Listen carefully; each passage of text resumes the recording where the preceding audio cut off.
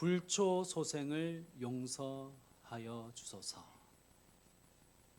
불초소생, 또 불초자, 이런 말은 요즘에 잘 쓰지 않는데 불효자와 같은 말입니다. 불초할 때 초자가 닮을 초자라고 합니다. 그러므로 불초라는 것은 부모님을 닮지 못한 사람, 이런 의미이지요.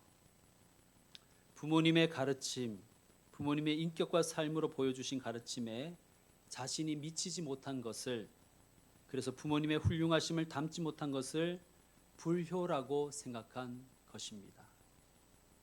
여러분은 부모를 닮으셨습니까? 부모를 닮아가고 있습니까? 그런데 진지하게 돌아보십시다. 내가 부모님을 닮지 못하는 것이 잘못하는 것일까? 혹은 내가 부모님을 닮는 것이 잘못된 것일까? 한번 질문해 보시기 바랍니다. 내가 부모를 닮지 않는 것이 잘하는 것은 아닐까? 자, 질문을 바꿔서 내 자녀가 나를 닮지 않음이 효입니까? 불효입니까? 지금 여러분 한번 생각해 보십시오. 나의 자녀가 나를 안 닮아서 그것이 효입니까? 불효입니까? 자식이 부모를 닮는 것이 진정 훌륭하다고 말할 수 있다면, 또 자식이 부모를 닮지 않는 것이 정말 불효라고 할 수 있다면, 그 부모와 자녀는 모두 성공한 인생이 아니겠습니까? 안 닮는 것도 훌륭한 것일 수 있다면 우리의 기준은 우리가 반드시 닮아가야 할 진리와 생명 되신 하나님 아버지여야 되지 않겠습니까? 예수님이 마태복음 10장 37절에서 말씀하셨습니다. 아버지나 어머니를 나보다 더 사랑하는 자는 내게 합당하지 아니하고 아들이나 딸을 나보다 더 사랑하는 자도 내게 합당하지 아니하다. 이 말씀은 닮아가야 될 우리의 기준이 하나님이어야 한다는 말로 읽어도 좋지 않겠습니까? 내가 닮아야 할 대상이 아버지나 어머니를 넘어서 하나님 아버지가 될 때 우리는 진정으로 복된 사람이 될 수 있을 것입니다. 성도 여러분, 여러분의 삶의 기준, 효와 불효의 기준은 누구입니까? 하나님이 저와 여러분의 기준이 되기를 소망합니다. 그리하여 하나님 아버지를 닮은 자녀, 하나님 보시기에 효자 효녀들이 다 되시기를 축원합니다. 자, 그래서 오늘 본문 1절을 보시면 자녀들아 주 안에서 너희 부모에게 순종하라 이것이 옳으니라 라고 말씀하시죠. 자녀들아, 우리는 다 누군가의 자녀죠. 다 주님의 자녀입니다. 그러니 주 안에서, 즉 주님과의 관계에서, 주님의 말씀 안에서, 주님의 뜻 안에서, 또 혹은 주님을 기준으로 해서 주님의 기준 안에서 너희 부모에게 순종하라 이것이 옳으니라 라는 말씀으로 읽어야 될 줄로 믿습니다. 이것이 옳다 하십니다. 뭐가 옳다는 말씀입니까? 주 안에서 부모에게 순종하는 것, 주님 안에서 주님을 기준으로 부모에게 순종하는 것, 효도하는 것, 그것이 옳은 것이라는 뜻이지요. 자, 그 다음에 우리가 생각해 볼 말씀은 오늘 설교 제목에도 제가 그렇게 적었지만 본문의 순서입니다. 1절에는 자녀들아 그렇게 말씀하시고 4절에 아비들아 라고 말씀하시죠. 뭐가 먼저입니까? 자녀들아, 즉 자녀들에게 하는 권면이 먼저입니다. 요즘 부모 노릇하기가 참 힘들지요. 아이들이 귀해져서 그럴까요? 이런 부모가 되라, 부모가 잘해야 한다, 부모는 이래야 된다 라는 말이 이런 자녀가 되라, 자녀가 잘해야 된다, 효도하는 자녀가 되라는 말보다 훨씬 더 많습니다. 그래서 부모가 잘 되지 않으려고 하는가 봅니다. 그런데 오늘 본문은 자녀들에게 먼저 지침을 주지요. 먼저 자녀들에게 기준을 줍니다. 저는 이 순서가 맞다고 생각합니다. 자녀들아, 아비들아, 자녀들아, 부모들아. 왜 그럴까요? 일단 생물학적인 순서를 봐도 우리는 누구든지 자녀 경험이 먼저지요. 우리는 다 누군가의 자녀이지만 모두가 다 부모인 것은 아니지 않습니까? 저도 자녀의 경험이 먼저였고 그 다음 부모의 경험을 했고 하고 있습니다. 우리 모두 아들로서 딸로서의 경험이 먼저입니다. 그러므로 부모를 공경하는 것이 먼저라는 거예요. 부모에게 효도하는 것이 먼저입니다. 누구에게? 그리스도인에게. 자, 그런데 여러분 한번 물어볼게요. 여러분의 부모님이 100% 옳습니까? 여러분의 부모님이 100% 마음에 드십니까? 100% 좋습니까? 부모님의 생각, 부모님의 의견은 다 옳던가요? 그렇지 않지요. 그런데 1절은 이렇게 말씀하잖아요. 너희 부모에게 순종하라. 물론 이렇게 읽어도 됩니다. 주 안에서, 즉 주 안에서 가르침에 합당한 것만 순종하라는 뜻이야. 이렇게 읽어도 뭐 관계는 없지만 그렇게만 읽어서는 안 될 것입니다. 주 안에 있는 부모님이라고 그럼 다 순종할 만합니까? 같은 믿음을 가진 부모님이라고 하는 말씀이 다 옳습니까? 여러분, 다 옳은 말이라고 해도 우리가 다 순종하지 못하잖아요. 아니, 하나님 아버지의 말씀도 우리가 다 순종하지 못하는데 부모의 말이라고 우리가 다 순종하기가 참 힘들지 않습니까?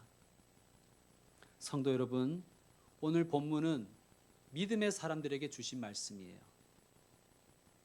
여러분, 그러므로 이 말씀을 우리 신앙의 전반적인 차원에서 좀 이해할 필요가 있습니다. 여러분, 주님 앞에서, 주님 안에서 우리 신앙의 가장 기본적인 자세는 무엇일까요? 우리가 이렇게 기도합니다. 하나님, 제가 하나님께 순종하기를 원합니다. 환경과 상황과 조건에 상관없이 컨디션에 무관하게 하나님의 뜻에 순종하기를 원합니다. 라고 우리는 기도하지요.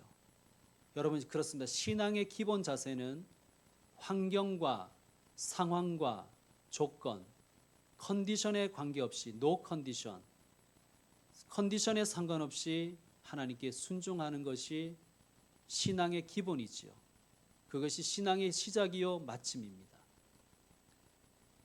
그래서 마귀는 언제나 조건을 들고 나옵니다. 컨디션을 제시합니다. 네가 뭐뭐 하면 이렇게 해라 라고 말하죠. 욥기를 읽어보면 마귀가 이렇게 하나님께 말합니다. 1장 9절, 욥기 1장 9절에 보면 사탄이 여호와께 대답하여 이르되 욥이 어찌 까닭없이 하나님을 경외하리이까? 욥이 어찌 까닭없이 하나님을 경외하리이까? 무슨 뜻입니까? 조건이 되니까, 상황이 되니까, 환경이 되니까 하나님 잘 믿는 거예요. 마귀가 그렇게 참소하는 것입니다. 여러분, 조건이 돼야 하나님께 순종하겠다. 상황이 되어야 하나님께 순종하겠다. 컨디션이 따라줘야 하나님께 순종하겠다. 이것은 마귀적인 생각입니다. 신앙의 기본은 무엇입니까? 신앙의 시작과 마침 무엇입니까? 나의 조건에 상관없이, 내게 주어진 환경과 관계없이 하나님께 순종하겠습니다. 이것이 신앙의 기본 아니겠습니까? 이 신앙의 기본 자세를 부모와 자녀의 관계, 믿음의 부모와 자녀의 관계에도 적용하라는 뜻입니다. 즉, 너의 부모가 부모 노릇을 잘 하거든 너의 부모에게 순종하라가 아니에요. 주 안에서 너희가 죽게 하듯이 상황과 조건에 관계없이 하나님께 순종하듯이 부모에게도 순종하여라, 이런 뜻입니다. 여러분, 상처를 주는 부모도 있지요. 열받게 하는 부모도 있습니다. 내게 해준 것이 별로 없는 부모도 있습니다. 자녀의 효도를 받을 조건과 자격이 안 되는 부모들도 있습니다. 그러나 주님은 말씀하십니다. 주님은 명령하십니다. 권면이나 흥정이나 거래가 아니라 명령이에요. 너의 부모의 컨디션에 상관없이 주 안에서 순종하여라. 죽게 하듯 하여라. 컨디션이 너의 행동을 결정하지 못하게 하여라. 이런 뜻입니다.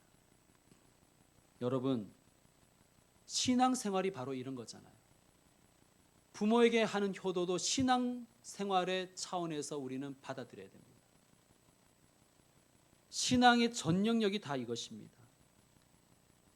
여러분, 예를 들면 예배는 컨디션에 상관없이 나와야 하는 거잖아요. 만약에 나의 예배가, 내가 하나님께 드린 예배가 내 컨디션에 좌우가 된다면 우리는 미성숙한 예배자이지요. 제가 좋게 말해서 미성숙하다고 했지 참된 예배자가 아닐 수 있습니다. 비 오면 비 와서 안 오고, 무슨 노가다도 아닌데, 또 날씨가 좋으면 놀러 간다고 안 오고. 여러분, 그러면 상황과 조건에 관계없이 주님을 예배하는 사람이 아니라 나의 상황과 조건에 따라 예배를 선택하는 사람이 되는 것이죠. 여러분, 참된 예배자는 영과 진리로 예배하는 사람입니다. 내 환경과 내 상황과 내 조건에 상관없이, no condition, 어떤 조건에 상관없이 하나님을 예배하는 자가 되는 것, 그것이 하나님이 찾으시는 예배자의 기본 자세일 것입니다. 부모에게도 동일한 자세를 가지라는 거예요. 부모에게도. 예수님이 마태복음 5장 46절에 이렇게 말씀하셨잖아요. 너희가 너희를 사랑하는 자만 사랑하면 무슨 상이 있겠느냐? 세리도 이같이 하지 아니하느냐? 또 너희가 너희 형제에게만 무난하면 남보다 더하는 것이 무엇이냐? 이방인들도 그렇게 할 줄은 안다. 여러분, 이것을 우리 믿음의 사람이 부모와의 관계에서도 좀 적용해야 되지 않겠습니까? 너에게 부모 노릇 잘하는 부모에게만 효도하면 너희가 세리와 다를 것이 무엇이 있겠느냐? 너희가 세상 사람보다 더 나은 것이 무엇이겠느냐? 너희에게 잘해주는 부모에게만 잘하면 너희가 이방인과 다를 것이 무엇이 있겠느냐?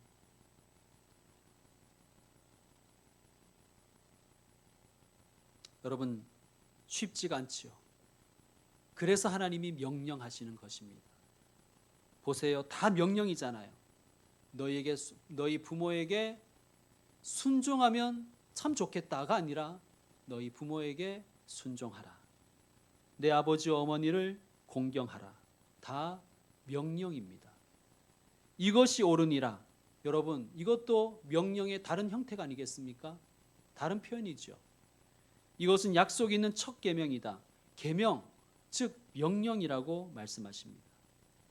왜 명령하실까요? 너무 중요하니까. 그런데 쉽지 않으니까 명령하시는 것입니다. 여러분, 성경을 보시면 명령들이 많이 나오죠. 명령들이. 여러분, 성숙한 신앙으로 나아가려면 성경에서 명령에 밑줄 긋고 집중하셔야 됩니다. 즉, 순종하기 힘든 명령에 초점을 맞추어 나아가야 돼요. 그래서 신앙의 근육이 생길 수 있는 것입니다. 힘든 걸 해야 근육이 생기듯이 신앙도 마찬가지예요. 명령, 순종하기 힘든 명령에 순종하려고 할 때 신앙의 근육이 자라는 것입니다. 그런데 어떤 성도들은 내 입맛에 맞는 말씀에만 줄을 쳐요. 듣기 좋은 말씀에만 집중합니다. 예를 들면 복 주신다는 말씀만 붙들려고 하죠. 그러면 신앙에는 전진이 없어요. 오히려 기복신앙에 빠지기가 쉽죠. 명령을 붙드시길 바랍니다. 특히 순종하기 힘든 명령에 밑줄을 치고 집중하시기 바랍니다. 그리고 그 말씀 순종하려고 발버둥 치면 신앙이 자라가는 것입니다. 여러분, 저는 자녀들아 아비들아 이 순서도 매우 의미가 있다고 생각합니다. 여러분, 한번 생각해 보십시다. 자녀가 부모를 사랑하는 것이 쉬워요? 부모가 자녀 사랑하는 것이 쉬워요? 어느 것이 더 쉽습니까? 자녀 사랑이 더 쉽죠. 부모 사랑은 어려워요. 지금은 잘 쓰지 않는 말이지만 내리사랑은 쉽고 치사랑은 어렵다는 말을 하잖아요. 내리사랑, 물처럼 자연스럽게 흘러가는 사랑, 즉 부모가 자녀를 사랑하는 것은 본능적이고 쉽습니다.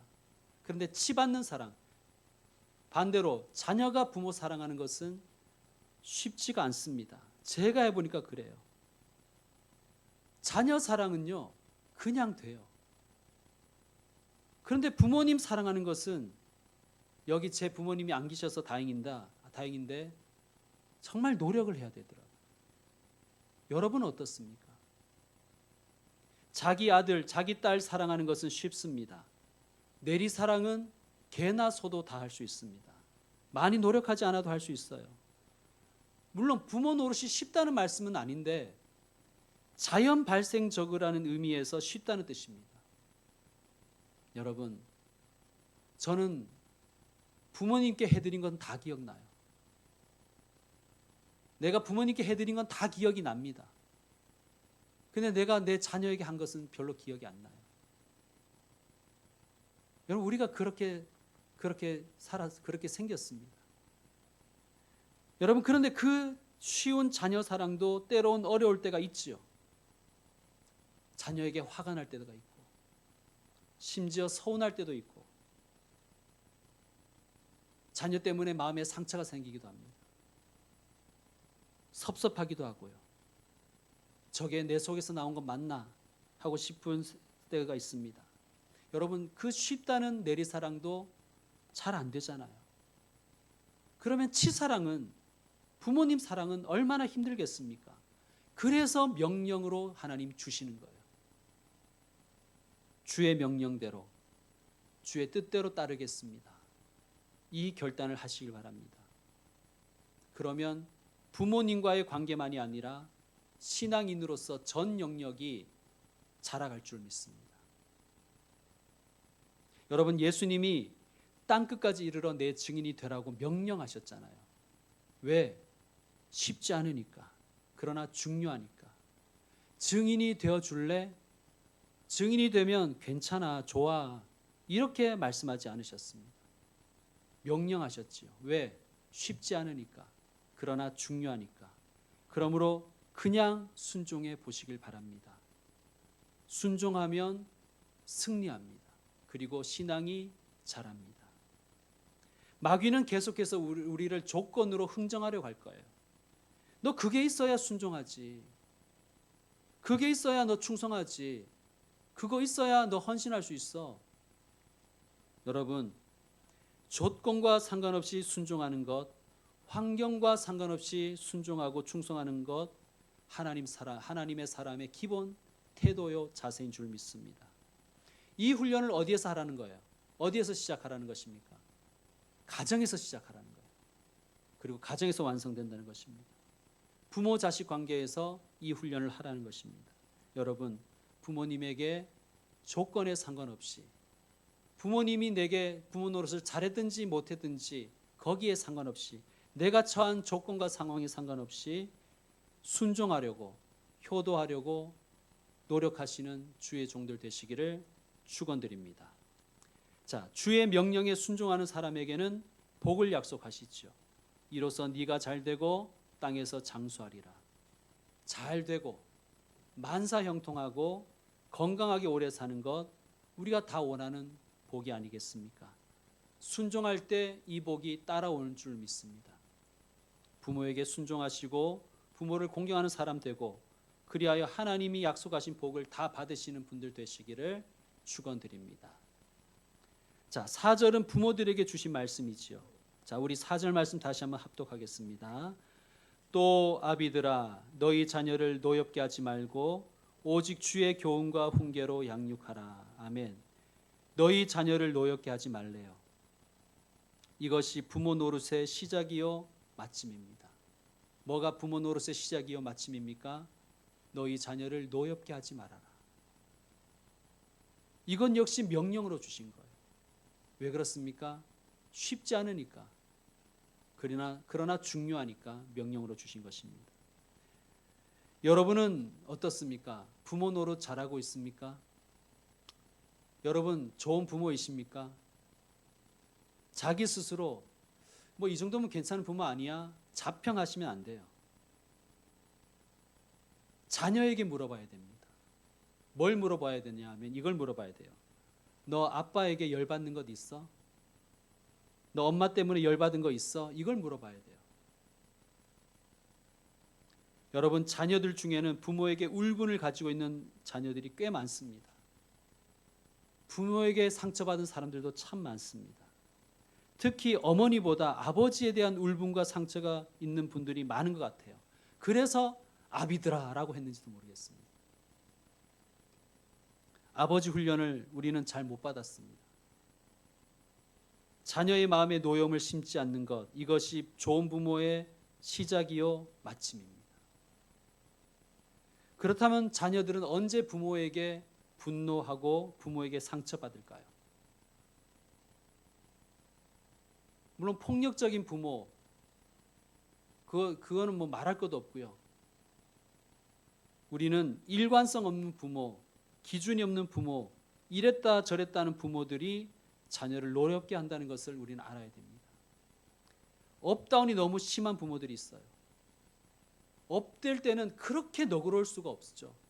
다 허용, 다 해주죠.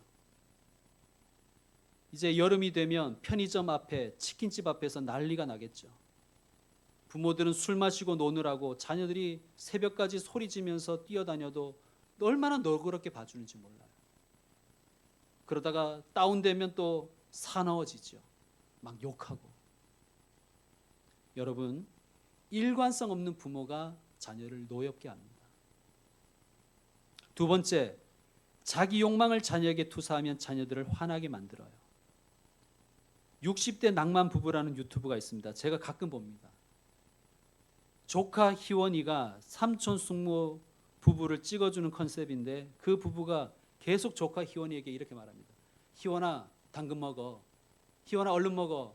희원아, 당근 왜 안 먹니? 희원아, 당근 먹어라. 계속 당근 먹으라 그러는 거예요. 여러분, 부모들 중에는 싫다고 하는데 기어이 먹이려는 엄마들이 있죠. 따라다니면서 입에 집어넣어야 직성이 풀리는 엄마들이 있습니다. 심지어 자식이 운전하고 있는데 입에 막 집어넣는 엄마도 있어요. 종편, 아침마당 뭐 이런 프로그램들을 너무 신뢰하셔서 그렇겠죠. 거기에서 멋이 어디에 좋다라고 하면 난리가 나죠. 매실이 좋다더라. 매실 먹어라. 얼른 매실 먹어라.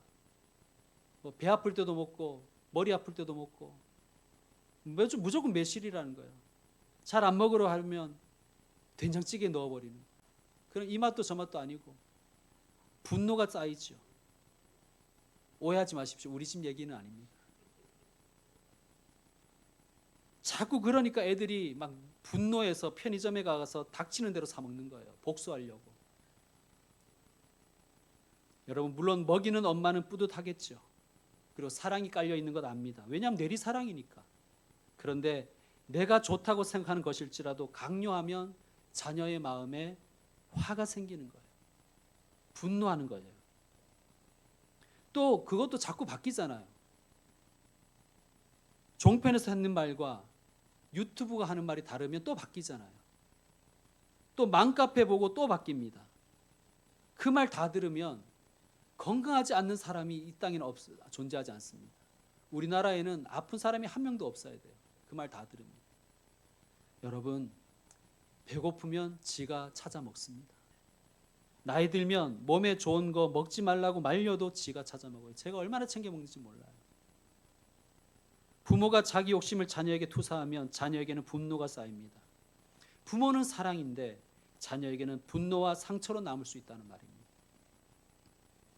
여러분, 사랑은 자녀가 할 일을 대신해 주는 것이 아니죠. 자녀를 잘할 수 있도록 도와주는 것이 부모의 역할이라고 우리는 알고 있습니다. 그래서 고기를 잡아주지 말아라. 고기 잡는 법을 가르쳐 주어라. 그런 말도 우리는 너무너무 기억하지 않습니까? 여러분, 실천하면 됩니다. 생활력을 키워주는 것, 문제 해결 능력을 키워주는 것이 부모의 역할입니다. 그러니 좀 내버려 두십시오. 그래야 생활력이 생기고 문제 해결 능력이 길러지지요. 여러분, 우리가 사회생활해 보니까 알지 않습니까? 생활력, 문제 해결 능력이 진짜 실력이잖아요. 공부는 잘하는데 생활력 없는 사람도 있습니다. 성적은 좋은데 문제 해결 능력이 없는 사람이 있습니다.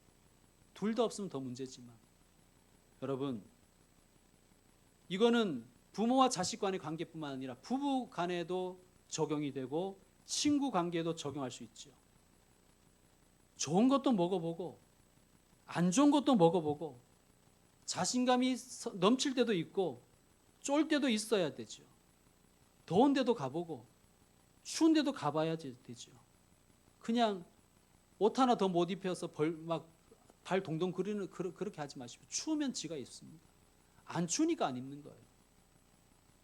너무 다 해주려고 생각하지 마십시오. 부모의 욕심이 자녀의 성장을 방해합니다. 망칠 수도 있다는 말씀입니다. 다 해주고 싶을 때, 막 다 간섭하고 싶을 때, 여러분, 우리가 꼭 불러야 될 찬양이 있어요. 비틀즈의 Let It Be라는 찬양입니다. 저는 이게 찬양 같아요. 욕심, 욕망을 투사하고 싶을 때, 내 생각 강요하고 싶을 때 비틀즈의 Let It Be를 여러분 기억하십시오. Let It Be, 내비도 이러잖아요. 내비도. 마더 메리가 말했다지 않습니까? 성모 마리아가 지혜롭게 말했다지 않습니까? 내버려 두어라. 순리에 맡겨라. 하나님께 맡겨라. Let it be. 네가 하려고 하지 말고 하나님께 맡겨라. 맡기면 풀린다. 맡기면 완성된다. 그런 말이지 않습니까? 여러분, 이 마음의 자세로 살아가는 부모가 되시길 바랍니다. 또 언제 자녀의 마음에 분노와 상처가 생기느냐? 부모 사이가 좋지 않을 때 자녀에게 분노와 상처가 생긴다는 거예요. 특히 자기들 두고 부부가 싸울 때 자녀들이 열받는데요. 분노가 쌓인대요. 상처가 된대요. 자녀 때문에 엄마와 아빠가 싸우면 자녀들은 불안해하고 그것이 상처로 남기도 한다고 합니다. 여러분, 자녀 양육에 대해서는 부부가 한 팀이 되어야 됩니다. 엄마는 공부로 애 잡으려고 하고 아빠는 다 봐주려고 다 하지 말라고 하면 자녀가 힘들어요. 아빠들은 그렇게 얘기하죠. 무책임하게. 애는 좀 놀아야 돼. 놀려도 돼. 그럼 엄마들은 네 아빠 말 다 들으면 인생 망한다. 뭐 이러면서, 그죠? 그럴 때 애들의 마음속에 분노가 쌓이는 거예요. 여러분, 부부가 팀워크가 맞아야 됩니다. 손뼉도 마주쳐야 소리가 나지요. 그런데 여러분 생각해 보세요. 일치되기가 너무너무 힘들잖아요. 아빠가 생각하는 게 다르고 엄마가 생각하는 게 달라요. 아빠와 엄마가 의견의 일치를 보려고 하면 싸울 수밖에 없습니다. 대화를 많이 해야 되겠죠. 그런데 우리는 대화법을 잘 몰라서 대화 때문에 또 싸우는 거예요. 자, 어떻게 해야 될까요? 어떻게 해야 되겠습니까? 본문 4절에 그 답이 있습니다. 또 아비들아, 또 부모들아, 너희 자녀를 노엽게 하지 말고 뭐라고 되어 있죠? 오직 주의 교훈과 훈계로 양육하라. 무슨 뜻이냐면 엄마의 기준, 아빠의 기준으로 일치를 보려고 하지 말고 두 사이에, 여러분, 이게 일치가 안 됩니다. 아빠가 생각하는 자녀와 엄마가 생각하는 자녀가 달라요. 자라온 환경이 다르고 경험이 다르고 생각이 다릅니다. 아빠와 엄마가 일치되기가 힘들어요. 그냥 한쪽이 입 다물고 있을 뿐이지 일치된다는 건 힘들어요. 그럼 어떻게 해야 됩니까? 두 사람이 공통된 기준, 동일한 기준을 붙들어야 되죠. 그것이 우리 믿는 사람에게 무엇입니까? 주의 교훈과 훈계입니다. 주님의 말씀으로 가르쳐야 됩니다. 여러분, 부모가 10년 전에는 이렇게 말하고 5년 전에는 이렇게 말하고 또 작년에는 이렇게 말했는데 올해는 이렇게 말하고 달라지기도 하잖아요. 그죠? 우린 인간인지라. 지식이 달라지고 경험이 달라지고 감정이 달라지니까 우리는 자꾸 바뀌어요. 그러나 하나님의 말씀은 영원히 변함이 없습니다. 이사야 40장 6절의 말씀대로 푸른 마르고 꽃은 시드나 우리 하나님의 말씀은 영원히 서리라. 우리 인생은 풀과 같고 우리 인생의 영광도 풀의 꽃과 같을 뿐입니다. 다 변합니다. 다 시들어갑니다. 그러나 오직 주의 말씀만은 영원히 변함없는 기준이요 우리가 붙들어야 될 하나님의 말씀입니다. 내 생각에 부인이 일치해 주기를, 내 생각에 남편이 따라주기를 바라지 마시고 주의 교훈과 훈계로 자녀를 양육해야 됩니다. 그것이 우리의 기준이에요. 그래야 자녀가 상처가 생기지 않는 거예요. 분노가 생기지 않는 거예요. 예를 들면 예배가 제일 중요하다고 했다가 고3 되니까 예배 빠지고 학원 가라고 하면 자녀가 헷갈리잖아요. 자녀의 마음속에 분노가 생기잖아요. 여러분, 일관되게 가르치면 분노하지 않습니다. 물론 처음에는 동의하지 않을 수도 있어요. 그런데 일관되면 부모님을 인정하는 거예요. 그래, 우리 부모님은 중심이, 기준이 하나님이지, 하나님의 말씀이지. 또 제가 이렇게 말씀드리면 부모님 중에는 꼭 그 가정 예배 드리자 이래서 설교를 빙자해서 잔소리하려는 분들이 있죠. 하나님의 말씀을 빙자해서 또 잔소리를 하는 거예요. 자녀들은 압니다. 이게 정말 하나님의 말씀을 따르려는 것인지 잔소리하려는 것인지 알고 있습니다. 얘들아 대화하자 이래놓고 또 잔소리 시작하는 거죠. 여러분, 주의 교훈과 훈계로 양육하십시오. 그러려면 먼저 어떻게 합니까? 내가 주의 교훈과 훈계를 따르려고 명령에 집중하고 명령에 순종하려고 애쓰는 모습이 자녀들에게 보여져야 되죠. 자녀에게 보이기 위해 신앙하라는 뜻이 아니라 내가 평소에 하나님의 말씀이 내 삶의 기준이다, 딱 붙들고 그 말씀에 따르려고 순종해야 자녀들이 보고 배우잖아요. 여러분, 사람들은요 안 보는 것 같아도 다 보고 있어요. 자녀들은 안 보는 것 같아도 다 알고 있어요. 다 보고 있어요. 막 부부가 싸우는데 조용히 싸운다고 자기들은 그러잖아요. 막 조용히 싸웠다고. 근데 자녀들은 알아요. 집안의 공기를 보면 알죠. 집안의 냄새를 보면 알죠. 여러분, 우리가 먼저 주님을 기준으로 해서 살아가십시다. 주의 교훈과 훈계로 나를 다스리고 주의 교훈과 훈계로 나의 기준으로 삼아서 살아가십시다. 여러분, 이것은 부모와 자식 간의 관계뿐만 아니라 부부 간에도 마찬가지고 또 친구 간에도 마찬가지인 줄로 믿습니다. 형제 간에도 마찬가지죠.